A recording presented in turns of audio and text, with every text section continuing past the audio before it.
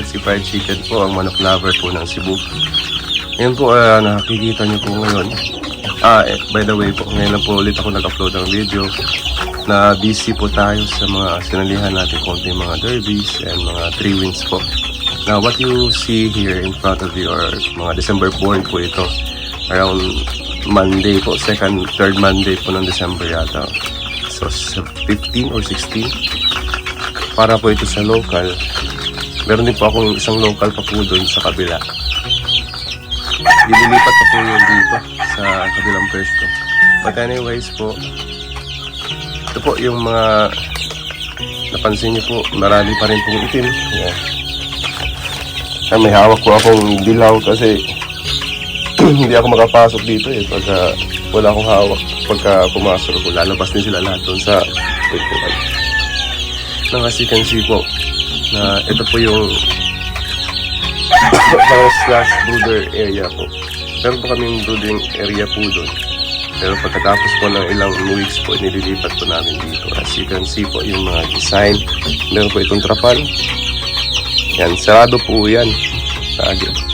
Binibuksan lang po yan ng konti. Kung mga ganitong oras po mainit. Pero pag maulan, sarado po yun. Medyo mainit po dito sa loob. Which is very, yun po yung gusto ng mga manok natin. Yung mga sisiw po natin. Yan. As you can see din po, lapit tayo po din. Dito. Yan.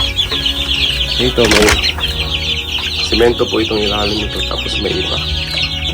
Tapos dito banda, kung saan sila natutulog yan, yung dapuan po nila. Yan. Yung dapuan po nila is nilagyan po, ganito po yung naging design namin para yung mga ipot po nila diretso po sa baba at hindi lang po nila maikutan. Usually po kasi pag sa gabi yan sila natulog, ang dami talagang ipot yan. Instead na hahalo sila dito yan, bagsak na po sila dyan sa baba para hindi na po sila masyadong madami. Tapos yung ipa natin na pre-preserve po yung parang hindi pa siya agad nadudumihan po. Yan. Ito, yun, sila. May isa po dito na alala ko dito na may parang may tama po yung mata. Pero yan. Kaya baka gamutin po ito. Yan po. Lipat po tayo sa kabila para makita nyo po. Ayun mga kapay chicken po. Ito po yung local born din po natin after Pasko. Yan. Hindi po sila sanay sa tao. Medyo takot pa sa akin. Yun na lang po kung pumasok kasi nasa-stress.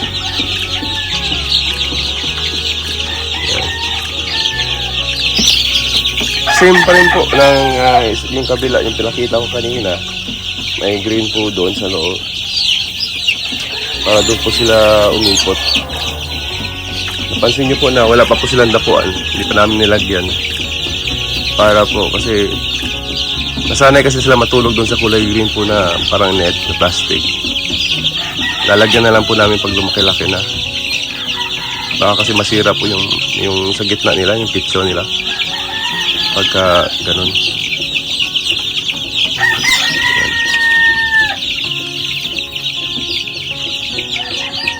Medyo okay naman po sila pero sana maging healthy po sila. Knock on wood po. Yun, marami pa rin pong itim. Yan. At saka yung kulay pula na green legs po. Combination pa rin po ito ng SBR, blue face SBR po. Yung mga puti po is pangpakulay po yan. Yan. Para po may masanay po sila sa puti.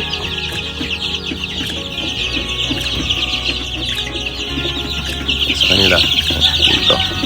Pati dyan. Pansin nyo din po yung iba, may mga sugat-sugat na po dito dahil sa brooder, medyo masakit po yung brooder nila. Kaya nililipat na namin dito sa medyo malaking brooder.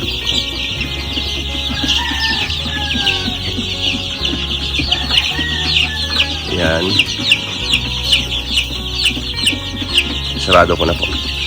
Ayun na sila.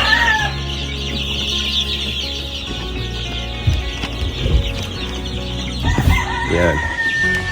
Dito po sa kabila, may ginagawa din po. Pero hindi pa po tapos yan. Halos same lang din po ng diskarte.